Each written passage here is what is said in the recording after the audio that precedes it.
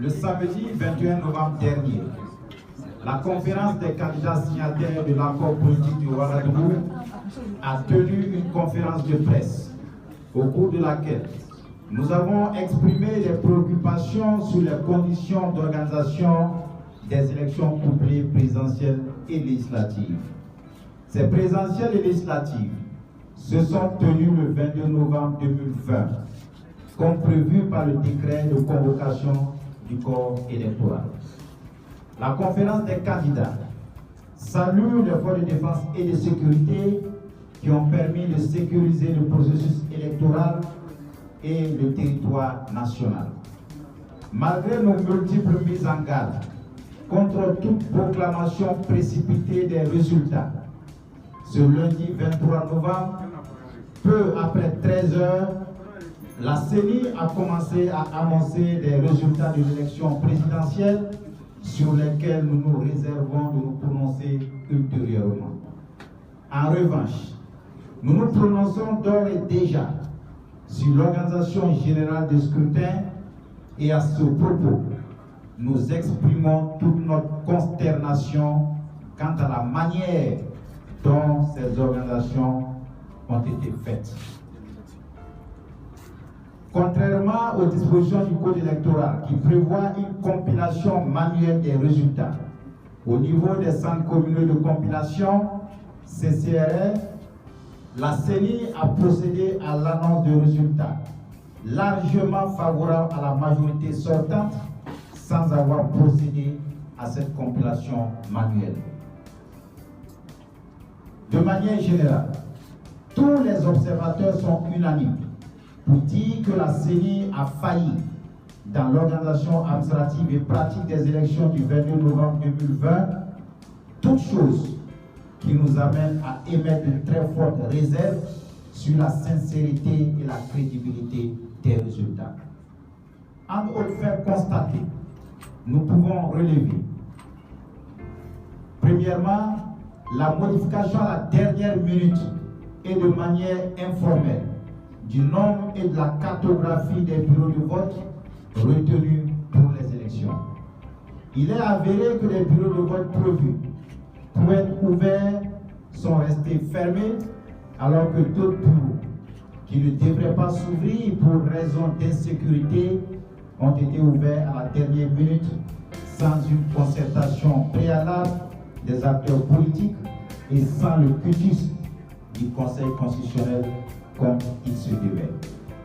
Or, la loi électorale prévoit en effet que tout changement à ce propos soit soumis préalablement au Conseil constitutionnel, ce qui n'a pas été le cas. L'opposition n'a tout naturellement donc pas pu participer à la surveillance des activités électorales dans ces bureaux de vote. Seule la CENI peut expliquer le pourquoi de ces changements. Tout cela a empêché de nombreux Burkinabés d'exercer les droits civiques. 2. L'ouverture tardive et même la non-réouverture de plusieurs dizaines de bureaux sur l'ensemble du territoire national. Un bureau a ainsi pu ouvrir seulement à 17h à Ouagadougou pour fermer ses portes à 18h. Des milliers d'électeurs ont été ainsi empêchés d'accomplir leurs devoirs citoyens. 3. Des électeurs, détenteurs de cartes d'électeurs ont été refoulés des bureaux de vote du fait de l'absence de leur nom sur les listes imprimées. 4. L'absence ou le retard dans l'acheminement du matériel, dont entre autres le procès verbal, qui constitue un document essentiel de vote dans les bureaux de vote de plusieurs localités. Or, l'acheminement de ces matériels devrait avoir lieu plusieurs jours à l'avance pour être vérifié minutieusement. 5. Les erreurs d'adresse dans l'acheminement des bulletins et du matériel de vote dans plusieurs localités ont entraîné des confusions et des retards qui n'ont pas permis à de nombreux électeurs d'exercer leurs droits citoyens. 6. Le transport non sécurisé, dur sur des motos, ce qui est source de fraude dans le processus de compilation des résultats. 7.